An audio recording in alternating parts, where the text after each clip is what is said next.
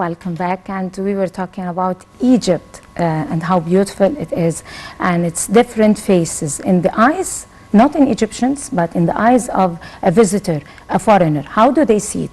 And with us here live in the studio is a very beautiful friend, a foreigner, who came over to Egypt to study Egyptology. Her name is Delza Ramadani. I hope I pronounced it right.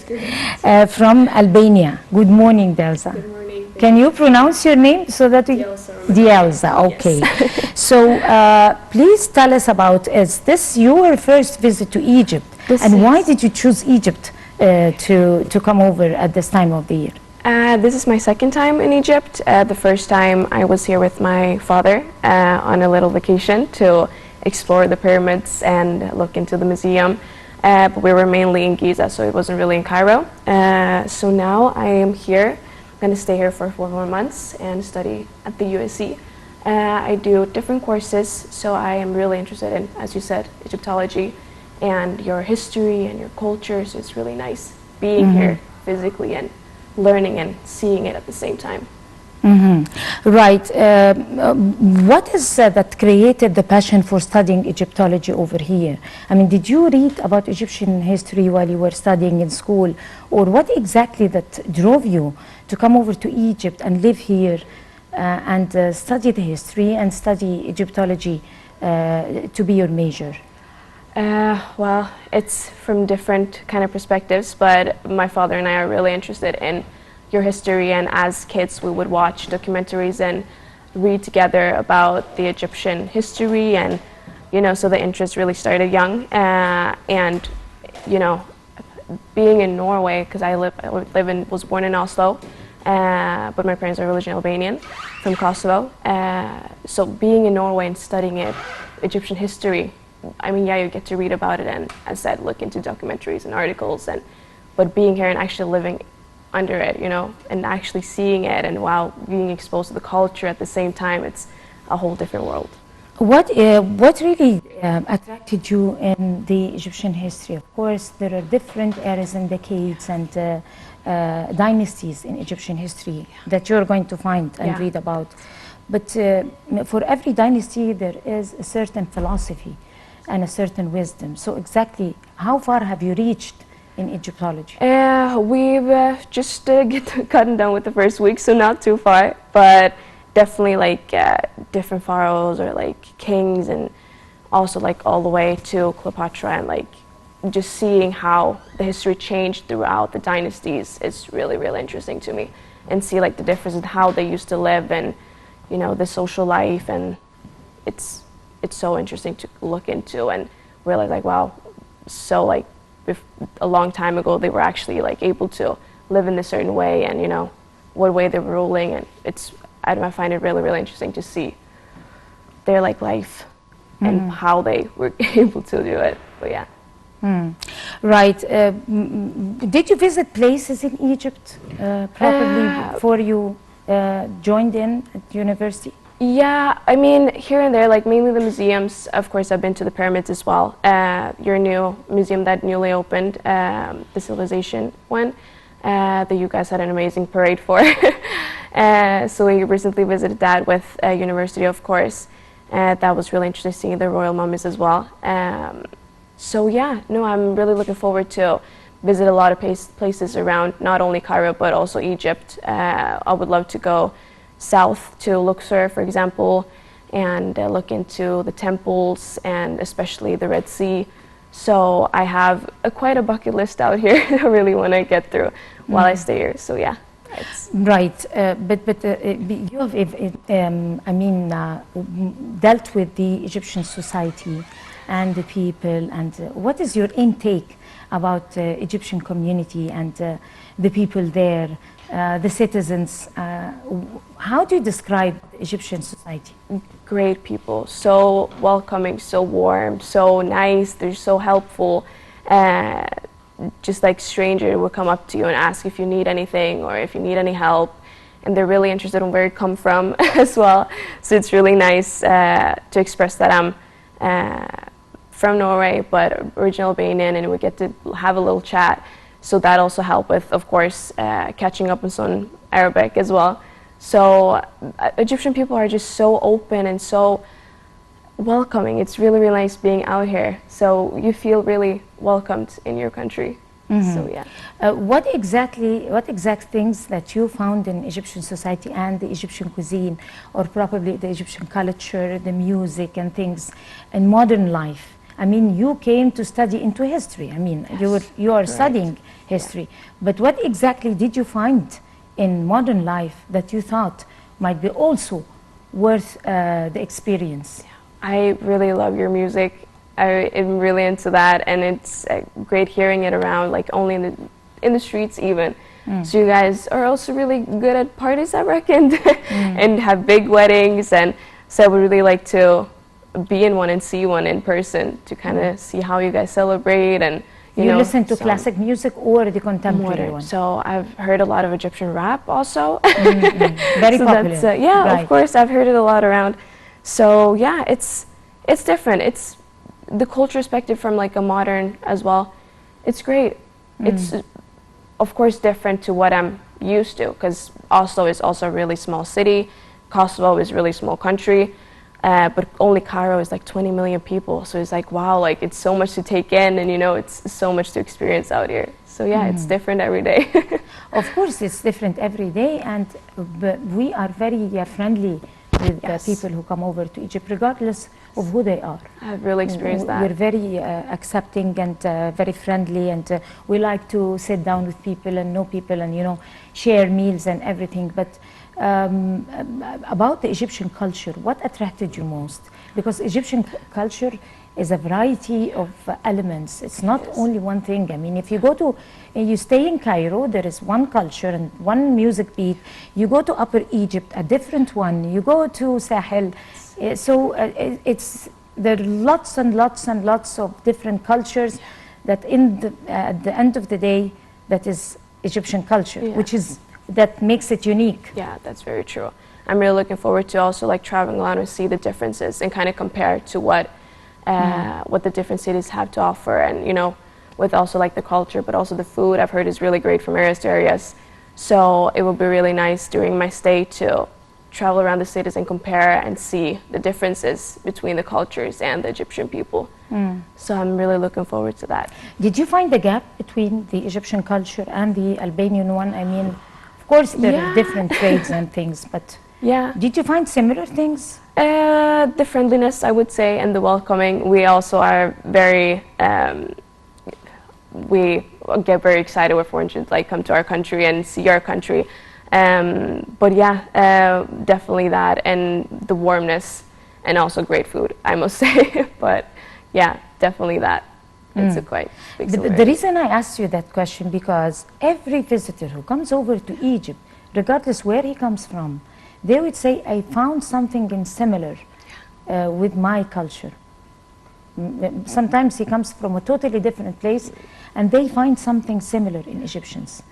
And that's why I asked you. Yeah, that's very good. That's, as you said, the mix between culture in Egypt, you get a little bit of both. And you guys have great culture, which can be compared to others, right? So I think several countries will come out here and see quite similarities with theirs, which is really nice, and you feel more quickly like home. Of course. And that is so good. But at the same time, you came to study Egyptology. Correct. Right. In the near future, you're going to be studying Egyptology and take your master's degree or postgraduate studies in Egyptology probably.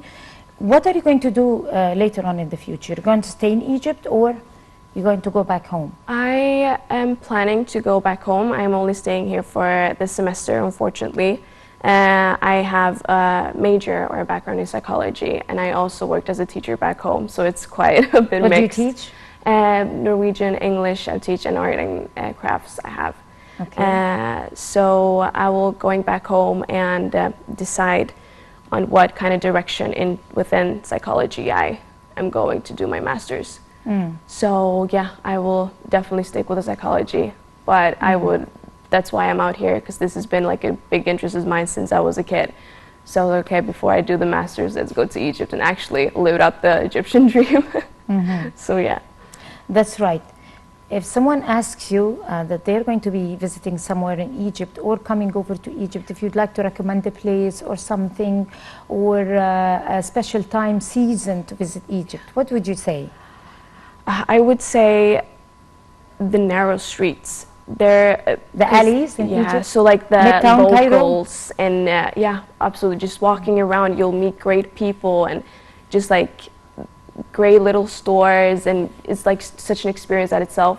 Because yeah, like big cities and like museums and everything, that's also definitely recommended. But you would get a totally other experience communicating with the locals and just like walking around the small narrow streets and just enjoying whatever is around. And you can never leave Egypt without being asked that question. What type of food did you enjoy? Because here there is organic food, there is very tasty food, That's very healthy true. one. That's very true. So we have lots of different cuisines, but at the same time we have a different essence. We do not use the fast food as a foundation for our daily routine. But at the same time, whoever comes to visit Egypt, they would talk about the Egyptian cuisine. What would you say? What did you enjoy in our food? I have been invited to an Egyptian dinner anytime soon, so I'll see. I'll get back to you on that. You haven't. I haven't had like a proper Egyptian meal yet. Just like small, like. What about the meals. casual falafel? And Yeah, falafels, and koshari of course, yeah, kosher. Yeah, I also had. That's great, awesome. But I would really love to actually go home to an Egyptian family and get served Egyptian food. That would be lovely because it's different when Egyptian hands make it at home, I feel like. So ordering it is something else, but actually being underneath an Egyptian roof, that's an experience itself. But I cannot wait to explore more on your traditional foods and dishes. did you make some Egyptian friends? I have. I college? met a lot of great Egyptian friends at college, so it's really great, and they're super nice. They're actually been our heroes during rotation week as well. They've been so helpful, and yeah, I really look forward to this semester. Right. Do you agree that the world is currently, because of the rapid take of events and the pandemic and all that, and other events also, the world is becoming like a one big country, That's very one true. entity, and barriers between countries are going to be eliminated real soon. It might not be eliminated on the map, but it would be eliminated on another level because of the advent of the digitalization, the advent of social media and this stuff. How is that going to be affected over the cultures of other people, of countries? Is it going to eliminate cultures? I wouldn't think so. I think that would actually increase more of like exposing the culture to each other. I feel like culture is really important to certain people, and they love expressing it and showing it off. So I would say that people would definitely tell you more about it, especially after this pandemic going on. We've all had a difficult time with isolating ourselves and with quarantines, and now that the world is a bit loosening up a bit, I'm sure people are ready to just like express their culture and continue, you know, getting back to that social environment and being social with people and having, you know, chat here and there, visitors, you know. So I think definitely that would increase, honestly. What is required to be done to preserve our history, not necessarily the Egyptian history, but other histories too? I mean, to have tight relations and maintain solidarity between countries, but at the same time, you preserve your identity, your culture, your beliefs. How exactly this is going, according to your vision, going to be taken through the coming 10 years? That's a good question.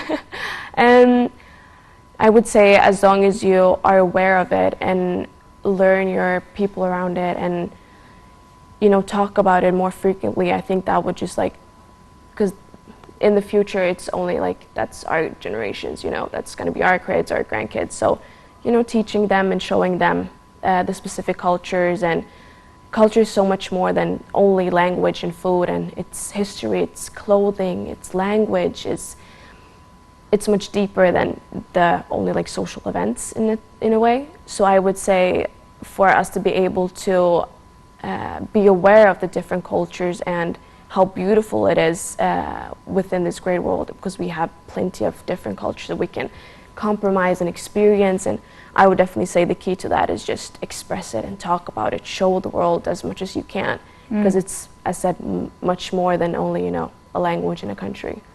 So, yeah. Of course, you're very right, but at the same time, do you think that exchanging cultural experiences and you know, activities like what you're doing and changing and studying other countries' cultures and being interested in the history of other cultures, of other countries, this is going to lessen animosity between countries. It's going to be able to take the world into a whole new level of peace and solidarity instead of wars and aggression and violence and devastation. Is that one good path or channel to be able to be opened, the dialogue, the cultural dialogue between countries to effect a new strategy and policy? I mean, definitely going out. Would you like to elaborate yourself. over this? Yeah. Yeah, because like going out into it, it's much more different than looking through the news and the internet and, you know, whatsoever. So it does something with your personal perspective of things, actually experiencing it on your own, and sharing your experience with that with your friends and family. So I would say get more out there, do stuff, explore the world. It's such a big world. It's not only, you know, a piece of land, and that would definitely contribute to solidarity and like staying stronger together, understand each other better, of course, in different perspectives and contexts. So put yourself out there for sure. Yeah. Right. After you leave Egypt, you said you're leaving by December? I'm leaving by the end of December, yes. What exactly are you going to be briefing others, I mean families, friends, or writing about Egypt? Or how do you describe your experience in this visit about Egypt and the people there and your experience studying Egyptology? I am definitely going to talk about the glow of people and the Egyptian people have. That's on top of the things, definitely. And just the beauty of the country and the people. I can't wait to tell my friends and family about that and my whole experience. So I will, for sure, I'm positive that I'm coming back here after going home. So yeah. Right. What other countries that you have visited? I've been a lot throughout Europe. I've also done another exchange in the Netherlands, in Maastricht University. So I stayed there for 7 months, but I've traveled around mid-Europe, so like Germany, Belgium, Kosovo, Albania, Greece, Spain, a lot of there, Canada, European for example. countries. Yeah. But since the last time you visited Egypt, you said you visited Egypt Yes. with your father. Yes, correct. When was that? That was 3 years ago. 2 years. Yeah. That was still in the, I mean, in this time, I mean, contemporary. Yeah. But since you're very much interested about Egypt, its culture and its history and all that, how do you assess the change that have been effected throughout the years in Egypt between the contemporary Egypt, and which is very important because today, while we are sitting here and talking, there is a new republic, there is a new capital, there is a new total change and makeover over infrastructural projects, over new industries and new technologies and new programs for tourism and everything that has changed. So how do you scale or you assess the change that have happened, since you're very much interested about Egypt over the past, like for example, 10 years? Well, it seems like the people are really ready to rise up and actually offer the different aspects of their country they have, and really get out there and, you know, in political, economic, and social ways. So tourism is also obviously one thing, but also like the people seems like to be stick more together and actually ready for the change and do something about it. So yeah, it's really nice to see there that they're keeping it together. Right, of course, Delza Ramadani from Albania, studying Egyptology. All the best of luck to you. Thank you You so have much. a beautiful stay in Egypt Thank and you. enjoy your time. Thank you so Thank much. you so much. And we're going to go to a short break and come to continue the breakfast show, so stay with us.